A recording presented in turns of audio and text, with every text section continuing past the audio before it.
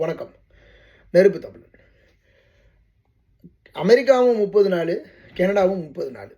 ஆனால் கனடா அந்த 30 நாளை முந்திருச்சு. கனடா சொல்லிடுச்சு ஏப்ரல் 11ஆம் தேதி ட்ராவல் ஹிஸ்ட்ரி அட்வைசரில் ஒன்று கொண்டு வராங்க.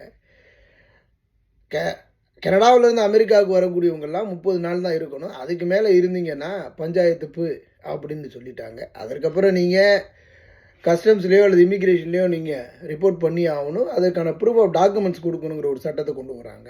அடுத்த ஒரு 10 நாள் 15 நாளைக்குள்ளே அடுத்த ஒரு 30 நாளை அமெரிக்கா சட்டம் கொண்டு வருது. என்ன அப்படின்னா, இந்த நாட்டில் யாரெல்லாம் நீங்கள் கள்ளக்குடியர்களாக இருக்கீங்களோ நீங்கள் உடனடியாக நீங்கள் ரிப்போர்ட் பண்ணணும். ஏதாவது ஒன்று பண்ணி உங்களுடைய ஃபைலை அப்டேட் பண்ணி வச்சுக்கோங்க. இல்லை அப்படின்னா ஒரு நாளைக்கு அந்த 30 நாளைக்குள்ளே நீங்கள் ரிப்போர்ட் பண்ணலைன்னா ஒவ்வொரு நாள் தங்கக்கூடிய ஒவ்வொரு நாளைக்கும் $998 நீங்கள் கட்டணும்னு சொல்கிறாங்க. இந்த சட்டம் 1950க்கு மேலே நடைமுறையில் இருந்தது தான். அந்த 30 நாள் கெடு தான் இப்போ நடக்குது.